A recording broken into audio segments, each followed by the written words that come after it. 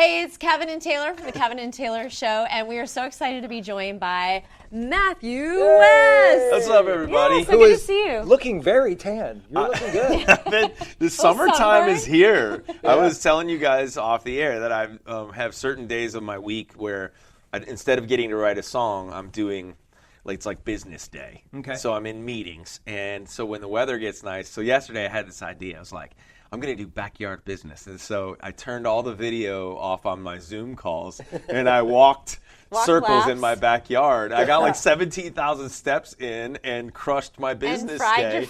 And then I walked inside and my wife was like, "Have you ever heard of sunscreen?" So it was kind of a failed experiment, but maybe I'm onto something. I think you are. Business. Backyard business. And maybe you'll get some song ideas. Next time Yeah, you should come to my house and we'll just do this interview while we walk laps in the Yes, backyard. I like that. We can all get tan. Get our close our rings, get some steps. Do you know that one of our favorite Matthew West stories? You were a bachelor, hadn't even met your wife yet. Okay. We ran into you at a coffee The shop. bad old days. The bad old days. That's And we right. ran into you at a coffee shop, and you just hung out with us. You were still writing songs Back at in that the point day. only. Yeah, I was just getting started. And it was so fun. That's we had a how blast. far back we go. Yes.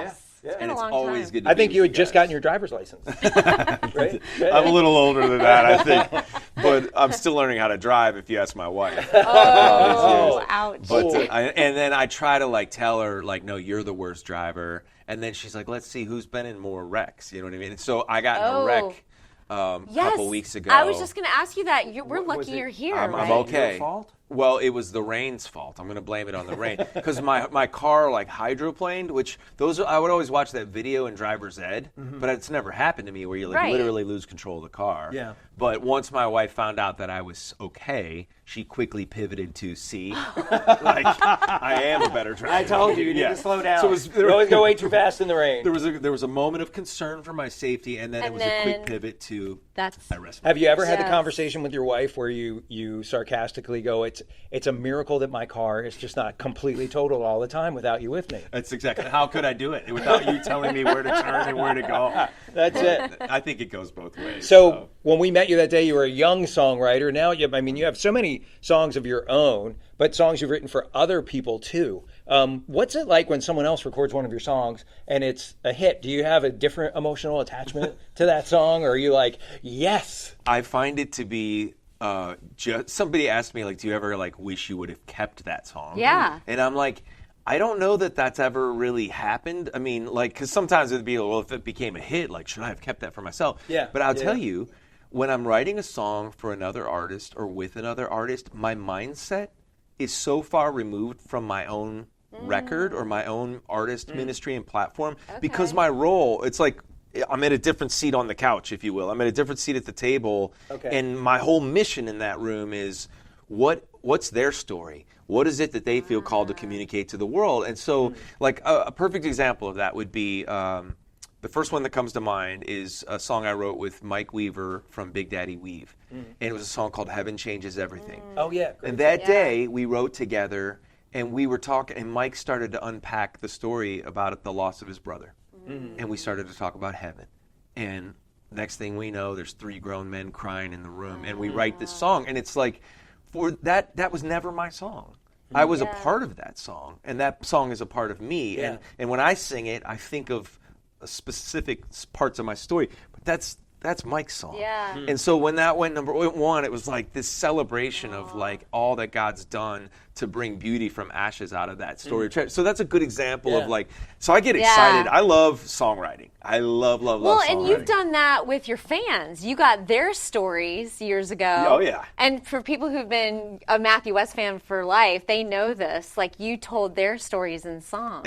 It's one of the great joys of my life, and all these years later, I still do it. So on every record that I make, somebody's story is, I like to think now it's like, I made a couple records where every song was inspired by somebody's story who listens to your station, who listens to my music, but they've never written a song, but they have a story to tell. Yeah. And that's been a big part of my whole platform is like, I've always felt like here, it's just like you guys, we all have microphone, like we get the job where we have a microphone in our hands, but somebody else might go, well, I don't have as much influence, or my story doesn't count as much because I'm not the one in front of a camera or a mic.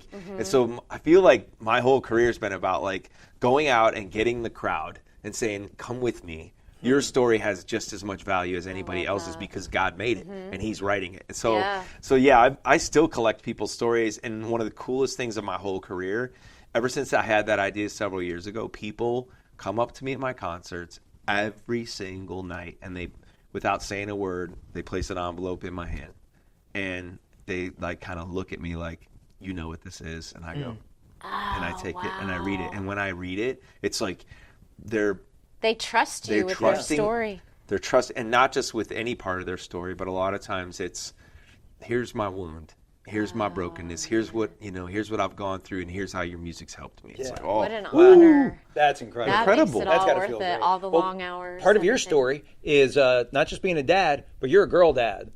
So what's it like being surrounded by all that estrogen at the West House? I joked that's why I wrote this song, "Don't Stop Praying," because it's like, because I'm like seeing these boys come around, like that's the inspiration for the song. It's been I joke though because it's been like the best part of life is like getting to be a dad to two. I thought I was gonna have boys, like when my wife and I got married, and a few years later we started having kids.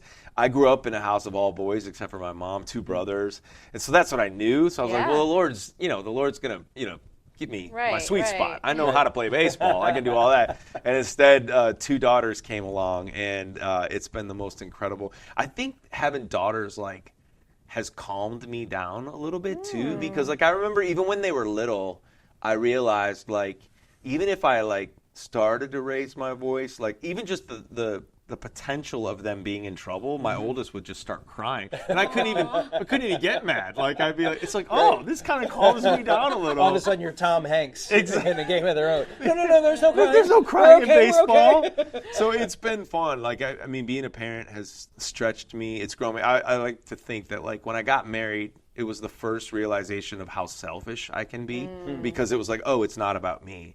And then when we had kids, I was like, oh, it's really not about me. And now I have 3 women in my house, and they go get their nails done, and I sit at the house by myself, and I go, it's really not about me, until they need my credit card. Right. Yeah. Right.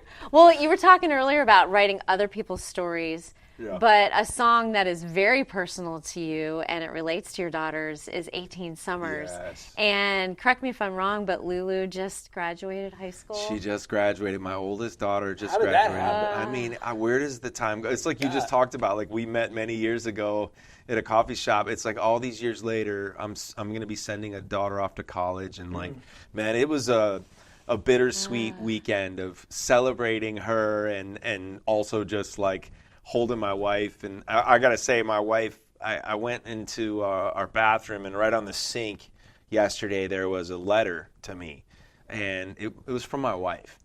And she wrote a letter to me telling me how good of a job I did as a dad. And I don't know if she knew, but in my head I was really struggling with thoughts of I don't know, something about graduating where I was like, did I do a good enough job? You know what I mean? Yeah. And for me personally, I'm not saying I feel sorry for myself, but I've traveled so much in my life and in my child's life. I've been on the road touring, and so there's those you just sometimes you feel guilty. You're like, oh, if I count the days that I missed time with them, and she just wrote this letter that the Lord used her to speak straight to the heart of feelings that I was just feeling, and going That's okay, beautiful. take a deep breath.